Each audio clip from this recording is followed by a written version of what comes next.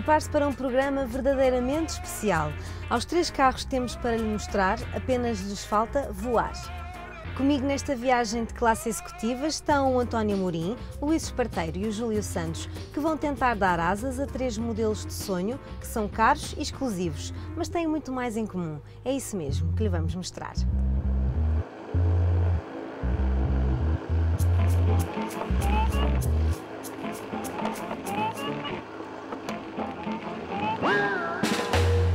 Audi A7, BMW Série 6 Gran Coupé e Mercedes CLS. Todos partilham uma imagem muito forte e a assinatura de 3 dos mais prestigiados construtores. Destiram-se, por isso, a clientes particularmente exigentes no plano da imagem e que privilegiam a exclusividade num formato menos formal, quase desportivo. Foi a Mercedes quem pela primeira vez arriscou a fórmula há 8 anos atrás, quando apresentou a primeira geração do CLS. E se essa ousadia começou por fazer sorrir as marcas concorrentes, a verdade é que acabou por atingir um tal sucesso que estas não tiveram outro remédio senão copiá-la. A primeira foi a Audi. O A5 registrou um sucesso assinalável, mas este A7 tem por isso responsabilidades acrescidas. Mede cerca de 5 metros, ou seja, está a meio caminho entre o A6 e o A8, mas este perfil coupé retira-lhe o formalismo nas berlinas.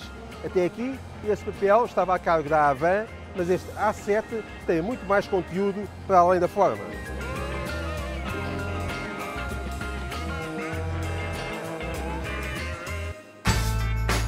Pensar num coupé de 5 metros com 4 portas deixou de parecer um sonho de realização duvidosa. Além da traseira descendente, a frente longa e o habitáculo bem puxado para trás, com as cavas de rodas bem marcadas a darem um ar atlético, vale a pena salientar que, apesar do seu tamanho, o coupé da Audi exibe um equilíbrio de proporções que está na gênese da sua elegância. O A7 emana aquela agradável sofisticação de que os compradores dos automóveis de prestígio não prescindem.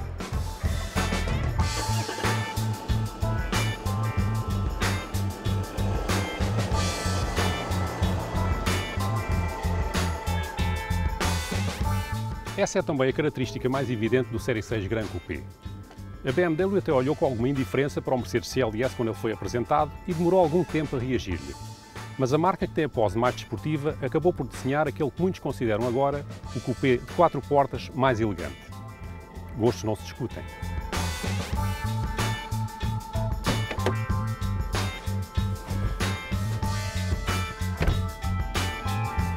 Primeiro apareceu o cabriolé, depois o coupé e agora cá está o Gran Coupé.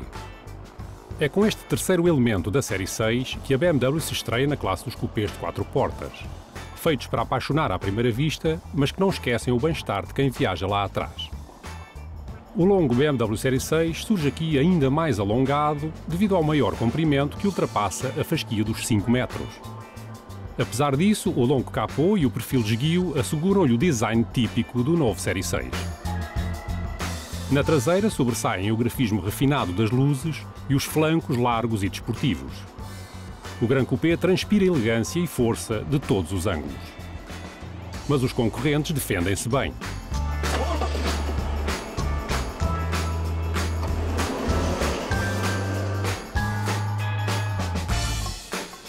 É notável como a Mercedes conseguiu dar a este novo CLS um ar mais distinto, mas ao mesmo tempo desportivo.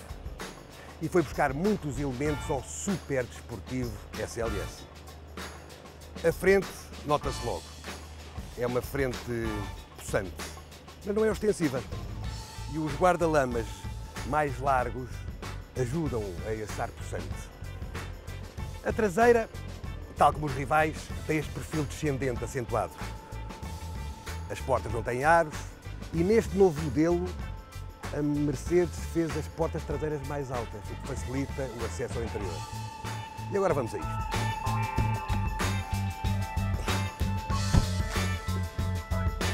Um tanto inesperadamente, o CLS é o mais pequeno de todos estes coupés de prestígio. Mas é claro que os poucos centímetros que mede a menos que o Audi e o BMW não têm qualquer significado especial, nem em termos estéticos, nem no que oferece aos ocupantes. Porventura mais relevante é a sua melhor aerodinâmica, que tem um efeito decisivo nos consumos e no conforto acústico quando rolamos a velocidades mais elevadas.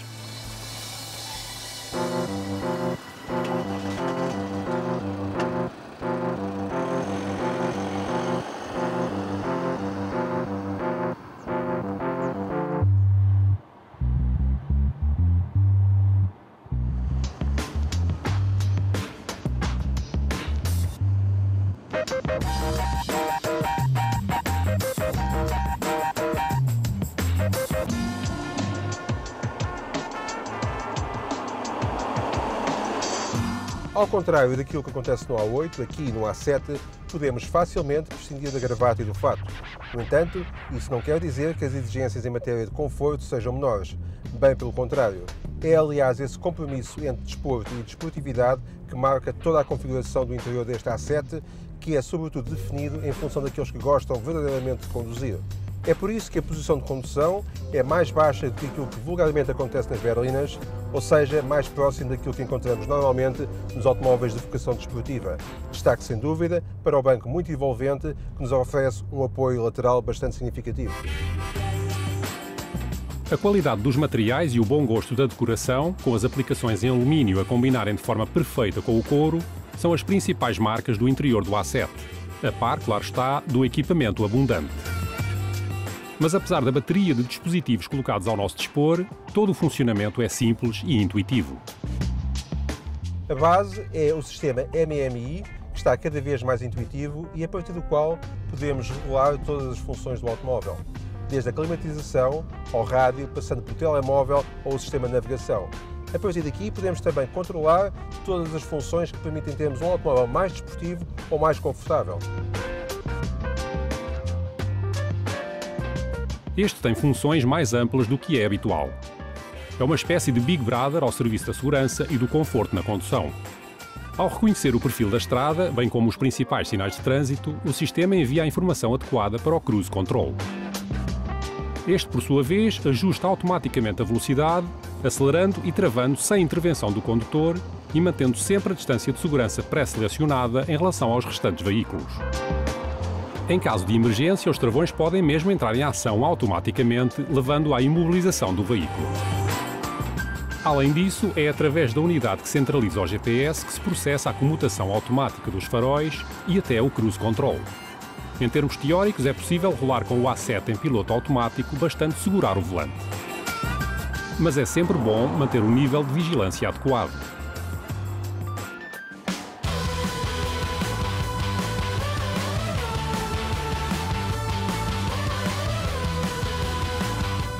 Os 13 cm ganhos pelo Gran Coupé na distância entre eixos são um verdadeiro bónus para as pernas de quem vai atrás. Podem ser 2 ocupantes ou eventualmente 3, mas só em viagens curtas. Apesar do prolongamento da consola até ao assento traseiro, a BMW optou por montar um terceiro cinto de segurança que permite o transporte de mais um passageiro no lugar central. Quem se sentar aqui convém que tenha alguma ginástica. As pernas têm de ir abertas, o espaço para a cabeça não abunda e facilmente se escorrega para cima de um dos parceiros. O nível de conforto do Gran Coupé convida qualquer um não só a entrar, mas também a ficar.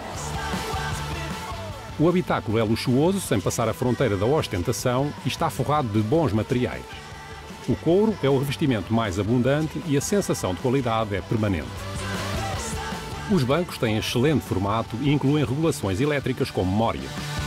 A climatização automática de 2 zonas tem efeitos imediatos no bem-estar e o sistema de som Bang & Olufsen torna qualquer viagem numa ida às nuvens. Não há dúvida de que todos os ocupantes têm um tratamento especial, mas o BMW Gran Coupé continua a ser, acima de tudo, um carro feito a pensar no condutor. A própria orientação do cockpit mostra essa prioridade. E se excluirmos a reduzidíssima visibilidade traseira, tudo o resto torna a condução do Gran Coupé num autêntico privilégio.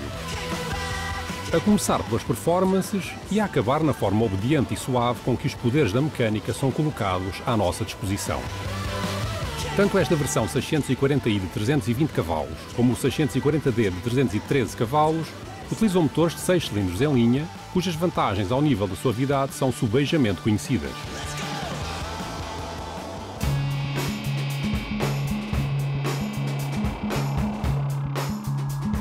Quando a Mercedes concebeu o CLS, sabia que muitos dos seus clientes iam considerá-lo uma alternativa ao Classe S. Esse desafio está muito patente aqui no interior. A qualidade dos materiais, o rigor dos equipamentos e das montagens, o espaço e, claro, o conforto, mostram que estamos num Mercedes topo de gama. E depois os alumínios conferem um ar desportivo.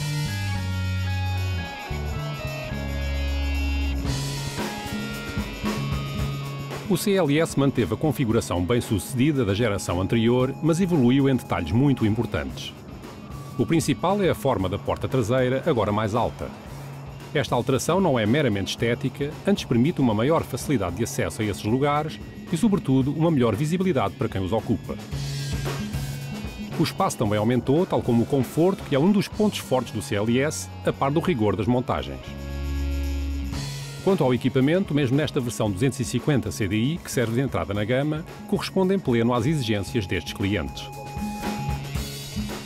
Todos os elementos de segurança estão incluídos, destacando-se neste caso os airbags de joelhos e ainda o sistema de alerta de colisão. Também na vertente do conforto, o Mercedes se posiciona num patamar superior, oferecendo a climatização automática de 4 zonas, entre muitas outras mordomias.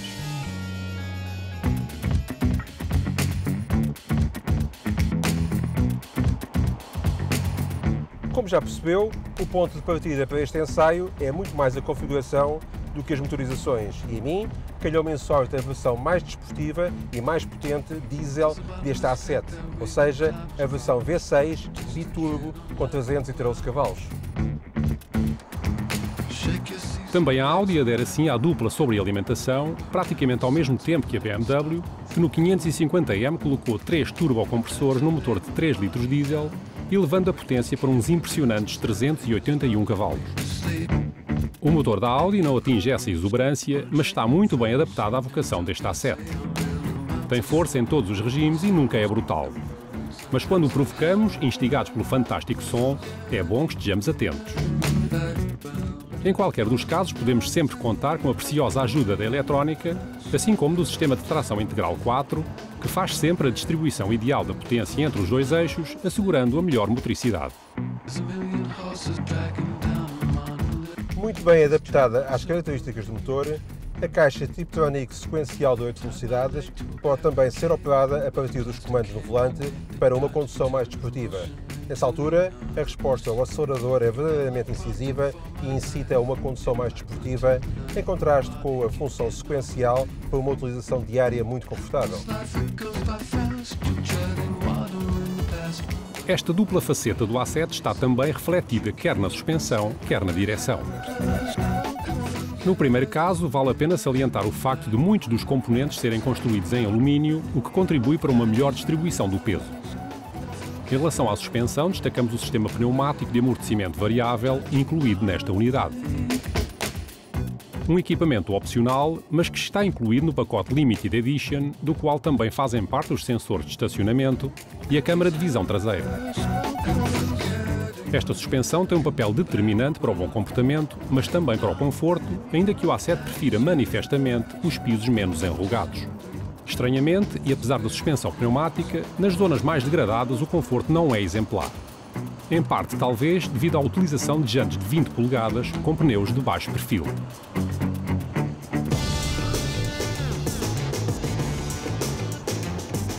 Bem explorado pela excelente caixa automática de 8 velocidades, o motor do 640i também é um exemplo de potência controlada.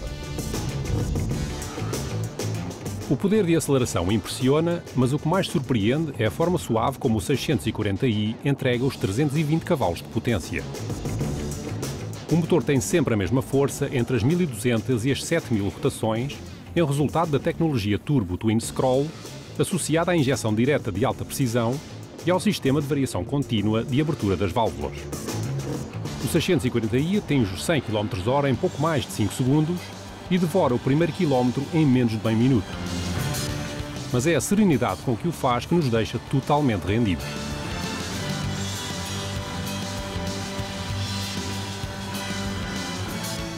E se usarmos os botões do sistema Drive Experience, ainda podemos escolher um dos 5 estados de espírito do Gran Coupé. Ao simples toque de um botão, o BMW passa de aveludado a desportivo. A suspensão torna-se mais firme, a caixa de velocidades passa a puxar mais pelas rotações e a eletrónica configura-se para a performance. Os condutores mais afoitos podem até selecionar o modo Sport Plus, que desliga as ajudas eletrónicas e permite dar bastante vida própria ao eixo traseiro. Daí o alerta laranja no enorme ecrã central. É assim que o Gran Coupé se mantém bem fiel à orientação desportiva que tanto identifica a BMW.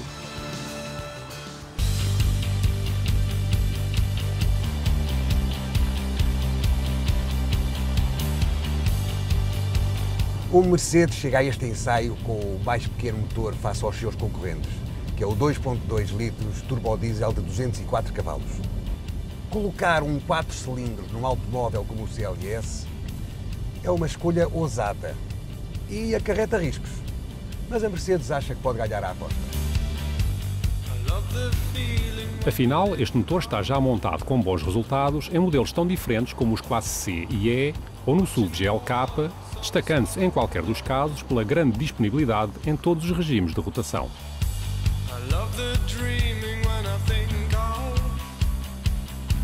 Pela nossa parte, ao olharmos para o CLS, esperamos no mínimo o máximo. E por isso este motor 250 CDI parece curto face às expectativas. Mas vale a pena recordar que nos dias de hoje as performances máximas tendem a perder importância face ao prazer de condução. E nesse sentido este 250 CDI parece-me bastante honesto. Para além da aparência, que coloca as expectativas no máximo, também toda a estrutura foi desenvolvida para outros voos. O CLS mostra-se muito sólido, beneficiando de um chassi equilibrado e de uma suspensão que beneficia o conforto em primeiro lugar. Um domínio em que o Mercedes leva vantagem face aos adversários. Mesmo em condução mais rápida, o CLS 250 CDI revela uma apreciável agilidade, nomeadamente face às dimensões, com a frente a inserir-se facilmente na trajetória ideal. Já a direção, que também privilegia uma utilização mais descontraída, acaba por mostrar-se por vezes um pouco lenta e imprecisa. Por fim, a caixa de velocidades 7G Tronic Plus, de acionamento sequencial, está bem adaptada ao motor e é de utilização muito agradável. As passagens processam-se de forma muito suave e, sobretudo no modo manual, conseguimos uma atitude bastante desportiva.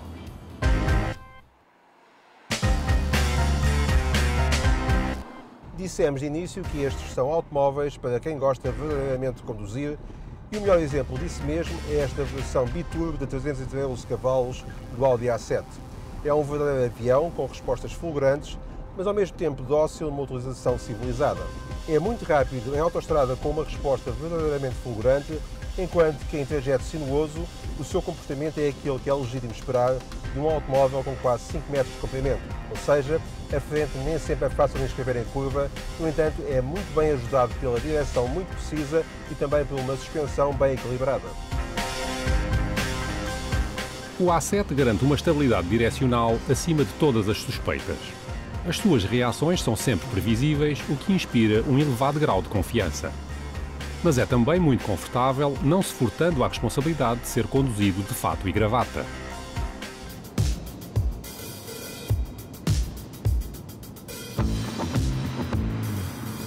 É claro que este motor de 3 litros a gasolina nunca poderia apresentar consumos económicos, mas a verdade é que não faltam ao Gran Coupé soluções técnicas vocacionadas para a poupança. Uma delas é o programa EcoPro, que faz o melhor uso do para-arranque automático, mas também da caixa de 8 velocidades e do motor, para permitir médias de consumo que conseguem ficar-se pelos 7,7 litros aos 100 em circuito combinado. E nos percursos extra-urbanos, a marca chega mesmo a declarar 6 litros aos 100. Um valor que parece inacreditável, mas que em certas condições conseguimos reproduzir. A tecnologia Efficient Dynamics está na base destes resultados, recorrendo aos travões regenerativos e à desativação de alguns órgãos mecânicos quando não são necessários. Seja lá como for, o elemento que mais influencia o consumo é sempre o bom senso do condutor. Os valores sobem facilmente para os 12 litros aos 100 ao mínimo entusiasmo. Daí a abundância de informações que nos incitam a praticar uma condução racional. A verdade é que conduzir um carro destes a pensar em consumos é como ir a um concerto dos Metallica para praticar yoga. Não é lá muito fácil. Para tentar manter os gastos no limite do aceitável, a BMW procurou reduzir o peso do Gran Coupé, utilizando sempre que possível materiais leves em vários elementos da carroceria e mesmo no chassi. O capô e as portas são de alumínio, assim como muitos dos componentes da suspensão, enquanto alguns painéis exteriores são feitos de material termoplástico e fibra de vidro. O resultado final é um peso de 1.750 kg em vazio, um valor ainda assim elevado, embora saia compensado pela mecânica de alto rendimento. Mas o estilo, a qualidade e o caráter desportivo do BMW Gran Coupé têm o seu preço. Seja nesta versão 640i, seja na versão 640d, o Gran Coupé custa sempre mais de 100 mil euros. Dinheiro suficiente para comprar qualquer dos concorrentes ou até um apartamento. Se acha muito, então fica a saber que o carro que ensaiámos ainda somava mais de 20 mil euros em extras, totalizando um preço final de 121 mil euros. O controle dinâmico de amortecimento custa 1.100 euros e a direção ativa integral mais 1.700 euros. E se gosta deste tablier todo forradinho a pele, saiba que são mais 1.250 euros. Isto para não falar nas belas jantes 19 polegadas, que implicam mais 2.700 euros, ou nos 1.900 euros que custam os faróis adaptativos em LED. Um posicionamento de preço elevado, assumido pela atitude mais desportiva do BMW, mas que não traz só más notícias. O preço já inclui os custos das revisões durante os primeiros 5 anos ou 100 mil quilómetros.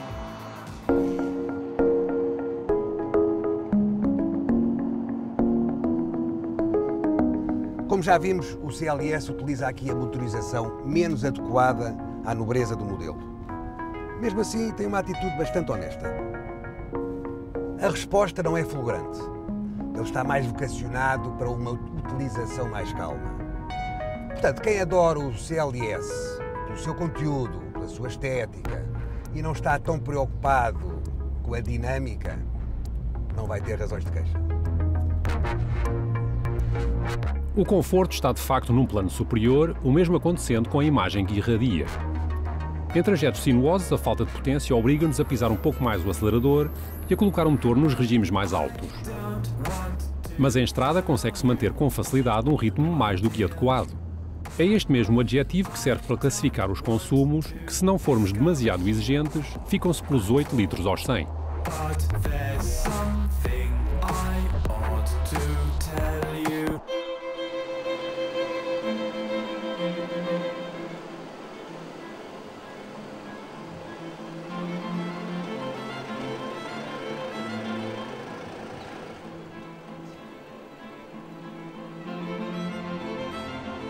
Pelo sorriso que trazem, aposto que nenhum deles ficou desiludido com o carro que lhes calhou. E se bem os conheço, não vai ser fácil tirá-los lá de dentro. Mas eu tenho uma estratégia. Rapazes, o primeiro a sair do carro dá-me boleia para casa. Eu sei que é difícil, mas vais ter que ser tu a escolher. Homens.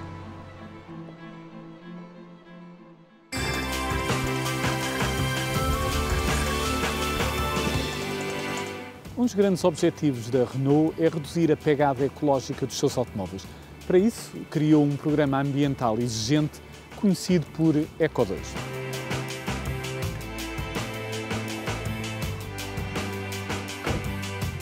Esta assinatura só pode ser atribuída aos automóveis que, para além de emitirem níveis de CO2 inferiores a 120 gramas por quilómetro, utilizem uma percentagem de materiais reciclados superiores a 7%, especialmente plásticos. Para além destes dois requisitos muito importantes, o programa Eco2 exige que os carros sejam construídos em fábricas certificadas, ao mesmo tempo que 95% da sua massa tem de ser reutilizada quando o dermos para abate. Chama-se isto responsabilidade social, neste caso no domínio do ambiente.